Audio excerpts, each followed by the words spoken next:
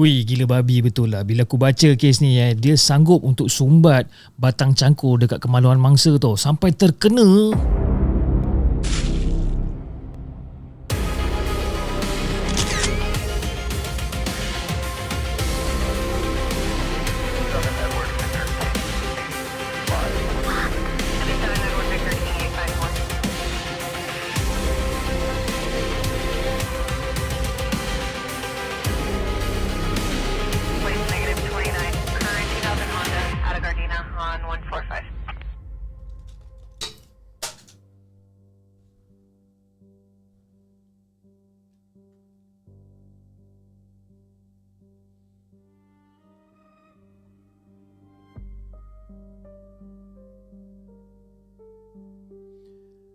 Okay guys, Assalamualaikum dan welcome back to Rotten X Podcast. Apa khabar telur-telur sekalian? Saya harap anda semua dalam keadaan sihat. Dan kepada siapa yang masih lagi belum subscribe, saya harap anda boleh tekan butang subscribe. Okay, untuk kisah kali ni guys, okay, kita akan masuk ke satu kes pembunuhan yang berlaku di Indonesia. Kes ni banyak kejam, orang kata sangat kejam, sangat tragis, dan yang paling mengejutkan adalah salah seorang dalang utama dia dalam kes ni baru berusia 16 tahun. Yes, 16 tahun. Umur yang sepatutnya masih fikir pasal sekolah, pasal kawan, pasal game dan juga masa depan. Tapi dalam kes ni, individu yang berusia 16 tahun tu terlibat dalam satu jenayah yang sangat mengerikan guys. Dan kes ni berlaku pada sekitar tahun 2016. Dan kalau ikutkan, ada 3 orang yang terlibat. Seorang remaja yang berusia 16 tahun dan juga 2 orang lelaki dewasa yang masing-masing berusia 24 tahun. Tapi yang memulakan banyak perkara dalam kes ni adalah budak yang berusia 16 tahun tu tadi lah. Jadi bila kita fikir-fikir balik, memang susah nak hadam, betul tak? Macam mana seorang budak bawah umur boleh menjadi punca satu kejadian yang begitu besar, sedangkan 2 orang lagi tu terlibat jauh lebih dewasa daripada dia. Tapi itulah yang berlaku guys. Kisah ni menjadi lebih ngeri apabila selepas mereka melakukan perbuatan tersebut terhadap mangsa, dan pelaku-pelaku ni turut mencederakan mangsa dengan cara yang tak masuk akal. Aku takkan ceritakan secara detail ataupun terlalu grafik sebab kes ni memang dah berat. Tapi cukup untuk korang tahu bahawa apa yang berlaku kepada mangsa tu bukanlah sekadar pembunuhan biasa, tapi ia adalah perbuatan yang penuh dengan dendam, nafsu, kekejaman yang susah nak diterima akal. Dan mangsa dalam kes ni adalah seorang wanita muda yang bernama Ino Fariha. Jadi sebelum kita masuk ke bahagian kejadian, kita kena kenal dulu siapa tu Ino Fariha ni. Jadi Ino Fariha ni berasalnya daripada Serang, Banten, Indonesia. Jadi sepanjang dia membesar di bawah jagaan mak dengan ayah dia ni, Ino ni dikenali sebagai seorang anak yang sangat baik. Dia bukan jenis budak yang banyak kerenah, bukan jenis yang selalu buat masalah ataupun yang banyak merungut. Walaupun kehidupan keluarga dia ni tak adalah senang seperti orang lain. Jadi semasa zaman persekolahan dia ni, Ino juga dikenali sebagai seorang pelajar yang lemah lembut, kepribadian yang lemah lembut. Dia bukan jenis pelajar-pelajar yang menonjol dekat sekolah, tapi peribadi dia ni membuatkan ramai orang senang berkawan dengan Ino ni. Biasalah, bila seorang tu macam baik, lembut, lemah lembut dan sebagainya, mudah dibawa berbual, orang dekat sekeliling pun akan rasa selesa. Jadi selepas menamatkan zaman persekolahan, Ino mula sedar bahawa dia perlu mencari duit untuk bantu keluarga dia ni. Dan dia tahu keadaan kewangan keluarga dia ni bukanlah mudah sangat. Jadi dekat dalam kepala otak dia ni, kalau dia dapat kerja, dia ada gaji sendiri, sekurang-kurangnya dia bolehlah bantu meringankan beban mak dengan ayah dia. Jadi disebabkan keinginan tu, Ino membuat keputusan untuk berhijrah ke kawasan bandar bagi mencari pekerjaan yang lebih baik. Dan tempat yang dituju tu adalah Tangerang, Indonesia. Jadi untuk pengetahuan korang semua yang tengah tengok ni, jarak daripada tempat tinggal Ino di Banten nak ke Tangerang tu tak adalah dekat sangat. Dia punya jarak tu lebih kurang dalam 100 kilo jugalah. Tapi pada waktu tu, dia dah tekad guys. Kalau dia terus tinggal dekat kampung, peluang untuk dapat pendapatan akan jadi terbatas sikit. Pendapatan yang lebih baik akan jadi terbatas sikit. Jadi walaupun jauh, member tetap pergi juga. Jadi bila dia dah sampai dekat kawasan bandar, Ino pun pergilah mula cari kerja di beberapa buah kilang. Jadi selepas mencuba 2-3 tempat, akhirnya Ino diterima bekerja di sebuah kilang dekat kawasan tersebut. Waktu tu member happy lah. Kau bayangkan, dia datang daripada jauh dengan harapan untuk mencari rezeki. Bila akhirnya dia dapat kerja tu, mestilah dia rasa macam lega, dia rasa bersemangat. Tambahan pula, dia memang kata dah tak sabar nak bantu keluarga dia ni. Sama lah macam kita guys kan. Katalah kita jobless lama gila, tiba-tiba kita dapat satu kerja. Of course kita excited tu lah. Jadi urusan Ino untuk bekerja dekat kilang tu pada awal dia jalan dengan lancar. tempat kerja tu menyediakan juga asrama untuk pekerja yang tinggal yang ataupun yang datang dari jauh. Okey. Dan asrama tersebut pula terletaknya bersebelahan dengan kawasan kilang. Dan benda tu orang kata memudahkan Ino untuk pergi dan balik kerja pada ketika tu. Jadi pada awal Ino kerja guys tu, dia ni dikenali sebagai seorang pekerja yang rajin. Rajin, tak banyak buat masalah, tak suka orang kata bercampur dengan perkara yang bukan-bukan, dan dia lebih banyak fokus kepada kerja.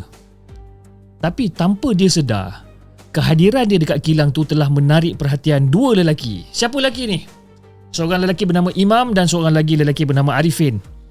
Dan setiap kali Ino ternampak ataupun terserempak dengan diorang dua ni, diorang ni akan cuba untuk usah ataupun cuba untuk ayat si Ino ni lah. Biasalah, bila ada lelaki yang dah minat, diorang akan cuba sedaya upaya untuk menarik perhatian. Okay? Dan Imam ni pula memang dah lama memang syok dekat si Ino ni. Dan akhirnya mintalah nombor telefon Ino. Tapi yang kelakarnya, dia minta nombor telefon Ino melalui kawan dia. Ataupun melalui kawan si Ino ni lah. Dia tak berani nak minta terus sebabkan dia takut dia kena reject. Apa punya jantan dah. Nak minta nombor telefon, minta je lah. Tapi lepas Imam dah dapat nombor telefon si Ino tu, dia pun macam cubalah untuk kontak. Tapi Ino tak layan. Imam cuba WhatsApp, Ino tak balas. Imam cuba telefon, dia tak angkat. Memang jelas sangat bahawa Ino memang tak, kata langsung tak berminat untuk mengenali Imam dengan lebih dekat. Bukan Imam dia lah, senang cerita. Dan dalam kejadian tu, sebenarnya tak ada apa yang susah pun untuk difahami. Kalau seseorang dah tak berminat, kita kena hormat. Bukan paksa, bukan marah, bukan simpan dendam. Itu je. Tapi si Imam ni jenis yang tak boleh terima rejectionnya. Dendam, marah dan sebagainya. Dan untuk Arifin pula, cerita dia sedikit berbeza. Pada awal dia, Arifin pun dia macam adalah perasaan yang sama terhadap si Ino ni kan. Dia turut minat dengan si Ino dan sebagainya. Tapi pada satu hari ni, Ino dikatakan terlepas cakap sesuatu kepada si Arifin. Dia macam bergurau lah dengan si Arifin. Diorang asyik kacau Ino kan. Kacau. Satu hari ni Ino sudah tak tahan. Dia pun kacau lah balik. Dia cakap macam dah lah kau ni hitam lah, kau ni gemuk lah, dah lah stop lah kacau aku. Lebih kurang macam tu lah kan. Dalam konteks asal, benda tu digambarkan sebagai satu gurauan. Tapi mungkin sebabkan setiap hari Imam dan Arifin selalu ngusik dia, jadi Ino pun membalas dengan cara bergurau lah. Tapi tanpa Ino sedar, kata-kata tu membuatkan si Arifin ni macam terasa hati sikit. Hati dia ada taman sikit. Tapi dia dah mula simpan dendam. Dia rasa Ino dah tolak dia mentah-mentah. Kemudian boleh pula mempermainkan dia, mengutuk dia secara fizikal dan sebagainya. Jadi daripada situ, perasaan dia terhadap Ino tu dah berubah. Minat yang asal dia mungkin sekadar suka sama suka ataupun mungkin orang kata syok-syok je, bertukar menjadi marah dan juga dendam. Now, dalam masa yang sama, Ino juga berkenalan dengan seorang lelaki yang bernama Rahmat melalui social media.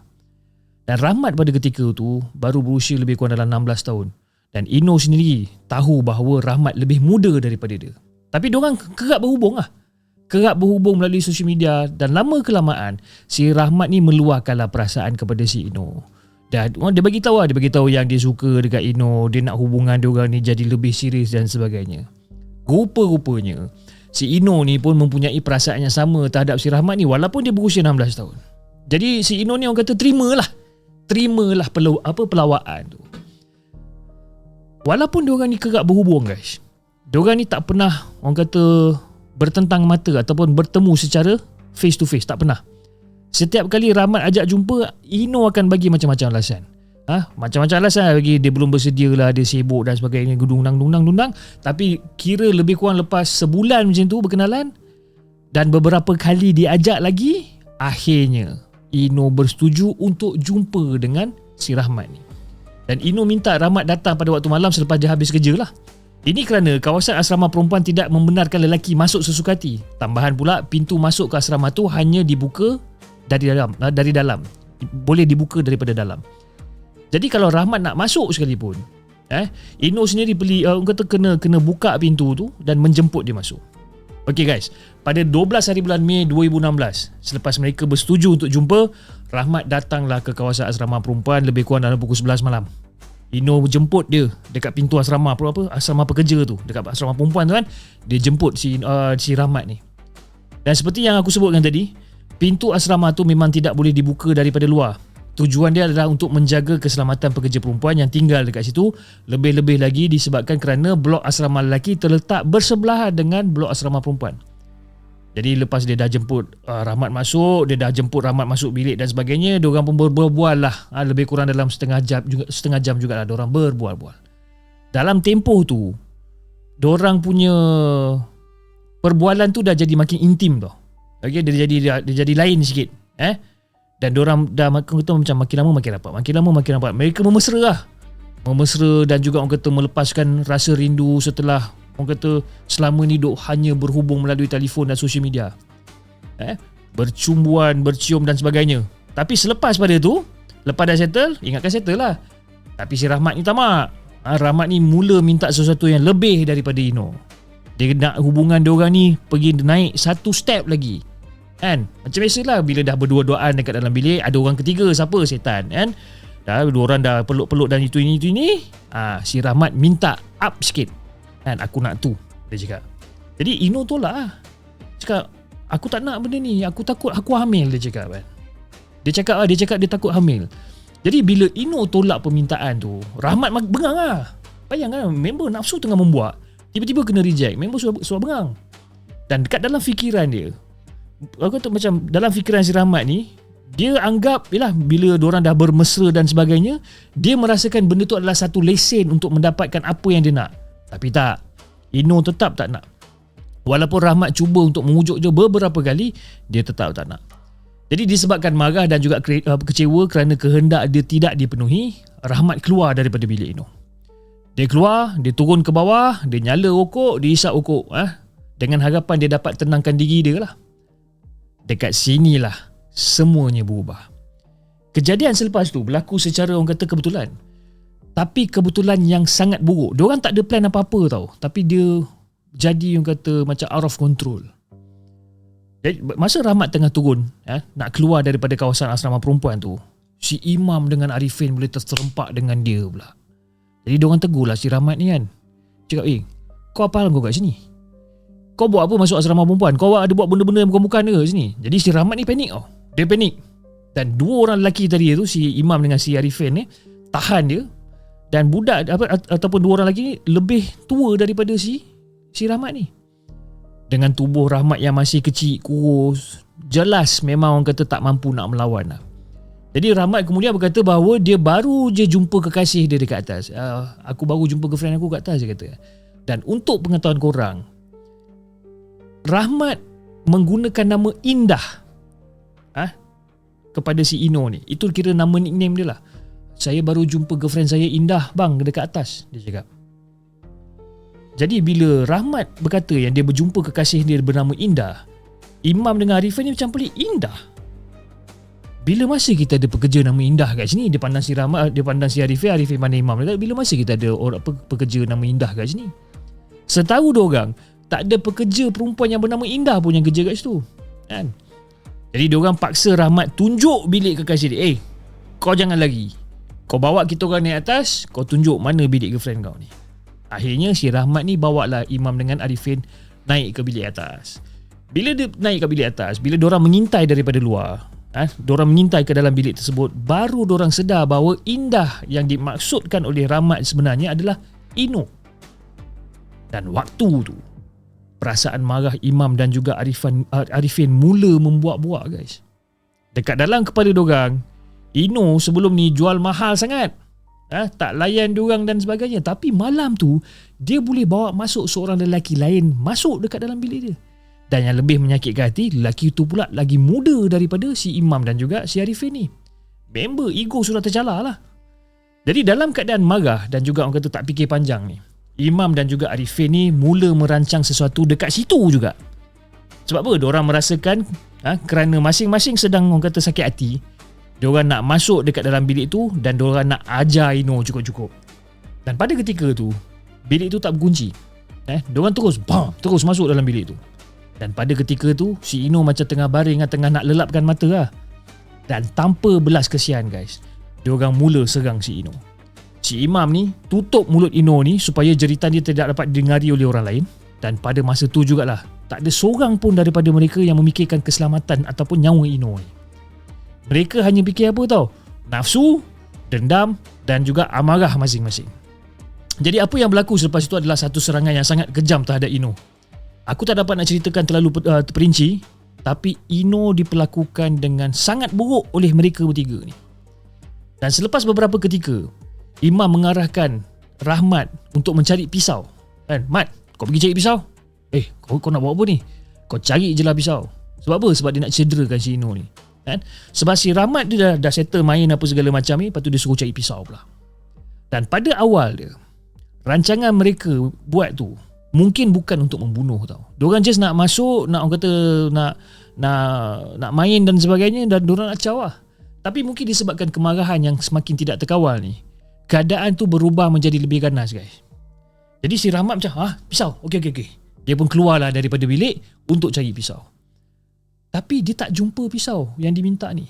Dan pergerakan Rahmat dekat luar bilik tu pun macam agak terbatas sebab dia berada dekat kawasan asrama perempuan. Kalau ada orang nampak dia jalan-jalan berkeliaran kat situ, confirm kantoi. Jadi sementara menunggu Rahmat datang balik, Imam ni dah jadi tak sabar. Dia langsung jadi macam, kau ni, dia macam tak sabar. Dia ambil garpu. Dia ambil garpu yang ada dekat dalam bilik Ino dan dia cederakan muka Ino tu menggunakan garpu tersebut. Jadi Ino dah berada dalam keadaan kesakitan yang terlampau lah. Dia menjerit, tapi jeritan dia tu tak mampu nak selamatkan dia pun. Dan tak lama kemudian Rahmat pun sampailah dekat bilik. Kan? Mat, mana pisau? Pisau tak ada, tapi aku ada cangkul. Dia cakap macam tu. Aku ada cangkul. Cangkul? Ini je yang aku jumpa, aku ada cangkul, dia cakap. Dia bawa cangkul, dia bukan bawa pisau, dia bawa cangkul.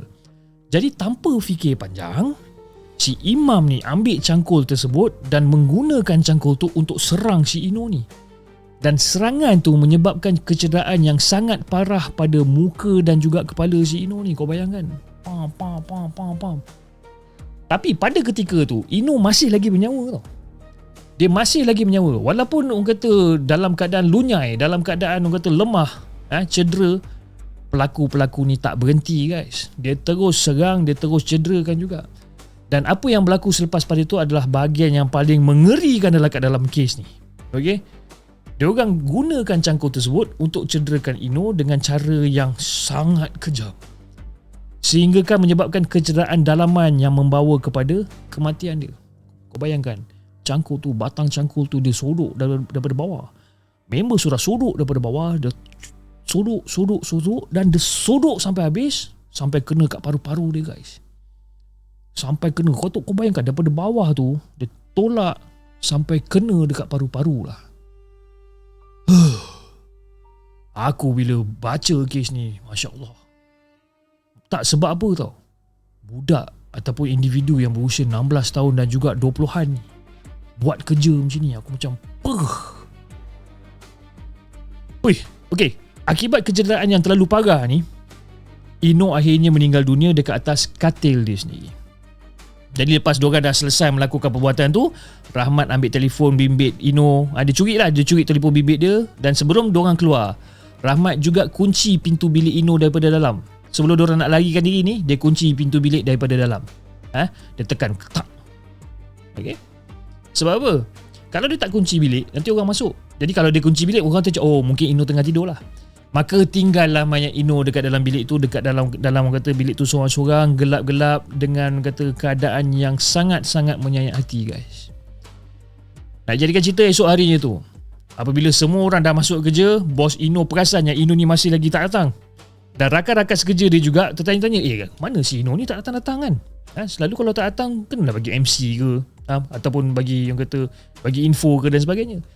Semua orang tak diinfo mana pergi si Ino ni. Diorang cuba untuk call Ino ni banyak kali, tapi panggilan tu tak dijawab. Dan daripada situ semua orang dah mula panik, semua orang dah mula risau. Diorang risau tentang kata mungkin ada sesuatu yang telah berlaku kepada si Ino ni. Mungkin dia sakit, mungkin dia pengsan kat dalam bilik dan sebagainya. Tapi ada sesuatu yang tak kena.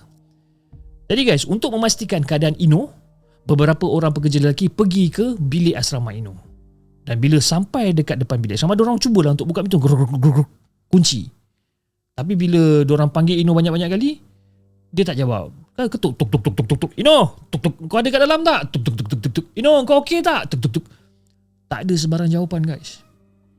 Dan semakin lama diorang ni jadi makin risau dan akhirnya diorang tak ada pilihan, diorang memutuskan untuk pecahkan pintu bilik tersebut. Ada tendang. Boom. Sebaik saja pintu tu dibuka, diorang terkejut melihat keadaan dekat dalam bilik tu. Keadaan Ino yang sangat-sangat menyayatkan hati, guys. Bilik tu penuh dengan kesan kejadian yang sangat mengerikan. Orang pertama yang lihat keadaan Ino dikatakan menjerit macam orang gila disebabkan terlalu terkejut dan juga terlalu trauma tengok keadaan Ino ni. Nak dijadikan cerita, after beberapa lama kemudian, polis pun sampai dan diorang orang kata menjalankan siasatan dekat tempat kejadian juga. Dan polis dia tak mengambil masa yang lama untuk buat tangkapan. Ini disebabkan apa? Rahmat ni punya bodoh, dia dah larikan diri dengan telefon bimbit Ino, tapi telefon tu masih aktif. Dan melalui location telefon tersebut, polis berjaya mengesan Rahmat. Kau nak buat jahat tapi otak tak ada. Tapi bila difikirkan balik pun, tindakan dia bawa lari telefon Ino dan membiarkan telefon tu aktif pun orang kata satu tindakan yang sangat cuai lah. Seolah-olah dia serah tengkuk dekat polis untuk cari dia dekat mana. Jadi bila Rahmat ditangkap dan disoal siasat dan sebagainya, memang sudah koyak. Dan akhirnya dia mendedahkan lagi identiti dua orang yang terlibat, iaitu Imam dan juga Arifin. Dan daripada situlah terbongkarlah orang kata penglibatan ketiga-tiga pelaku dekat dalam kes pembunuhan Ino Fariha ni. Jadi guys, untuk pengetahuan korang, proses pembicaraan kes ni tak terlalu rumit kerana bukti dah cukup kuat dah.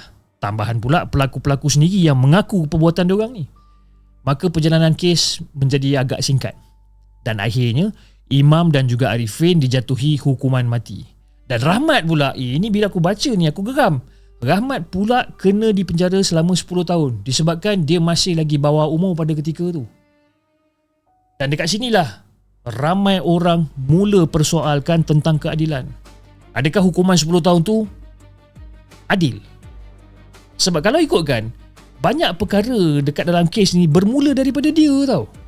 Si Rahmat yang umur 16 tahun ni. Dialah yang masuk ke bilik Ino pada malam tu. Dialah yang membawa Imam dan juga Arifin ke bilik Ino, dan dia yang juga yang bawa cangkul dekat bilik Ino dan sebagainya. Dia punca. Tapi disebabkan usia dia masih lagi bawah umur, hukuman yang diterimanya jauh lebih ringan berbanding dengan dua pelaku dewasa yang lain. Jadi kes Ino Fariha ni memang sangat berat untuk dibayangkan, guys. Ini bukan satu orang kata sekadar kes pembunuhan, tapi ini adalah tentang nafsu, ego lelaki yang ditolak, dendam dan juga kegagalan melihat seorang wanita sebagai manusia yang berhak mengatakan tidak. Kau faham tak? Dan yang paling penting yang kita kena ingat ialah kesalahan ni bukan pada mangsa. Ino berhak menolak. Dia ada hak untuk tidak melayan Imam. Dia ada hak untuk tidak menerima Arifin. Dan dia juga ada hak untuk berkata tidak kepada Rahmat. Tak ada satu pun penolakan tu yang memberikan hak kepada sesiapa untuk menyakiti dia. Kau faham tak benda ni? Jadi pengejaran daripada kes ni bukan sekadar jangan percaya orang yang kita baru kenal dan sebagainya. Yes, benda tu penting, betul. Tapi lebih besar daripada tu, kita kena ajar supaya orang faham maksud consent. Bila seorang cakap no, no means no, god damn it. Bukan cabaran, bukan penghinaan, bukan alasan untuk marah. Dan juga bukan tiket untuk membalas dendam. Untuk lelaki-lelaki kat luar sana, yang tengah tengok sekarang ni, kawal nafsu, kawal ego. Ingatan untuk diri aku juga. Okay? Jangan jadikan penolakan sebagai alasan untuk kita bertindak kejam. Hari ni orang tak layan mesej, bukan bermaksud maruah kita tersalah. Hari ni orang tak suka kau, bukan bermaksud kau boleh berhak untuk hukum dia, betul tak? Ino Fariha ni hanyalah seorang wanita muda yang nak kerja, nak cari rezeki, nak bantu keluarga. Tapi hidup dia berakhir dengan cara yang sangat-sangat tragis di tangan orang-orang yang tak mampu mengawal nafsu pun sebenarnya. Okay? Semoga kisah ni menjadi peringatan untuk diri kita sendiri, termasuk saya, untuk semua orang. Terima kasih sebab korang tonton sampai habis. Dan kalau korang rasa kes ni berat dan patut lebih ramai orang tahu, jangan lupa tekan like, tinggalkan komen, sharekan video ni. Okay? Dan juga aku nak menjawab juga persoalan, Abang Fish, kenapa tak ada gambar-gambar dan sebagainya? No, the reason why saya tak letak gambar-gambar dekat dalam semua video Rotten X Podcast disebabkan, pertama, saya nak anda imagine sendiri keadaan tu. Okay, saya nak anda imagine sendiri keadaan tu. Yang kedua, kenapa tak tunjuk gambar-gambar mangsa dan sebagainya? Saya nak anda cari sendiri. Okay, bukan disebabkan saya malas, tidak. Tapi saya itulah orang kata keunikan Rotterdam Podcast, di mana saya orang kata membenarkan anda untuk imagine kejadian tu macam mana. Sebab kenapa tahu, imajinasi kita sebagai manusia ni jauh lebih hebat daripada segala benda sebenarnya. Okay, kita jumpa lagi dalam video yang akan datang. Assalamualaikum. Stay safe, stay paranoid guys. Assalamualaikum. Bye bye.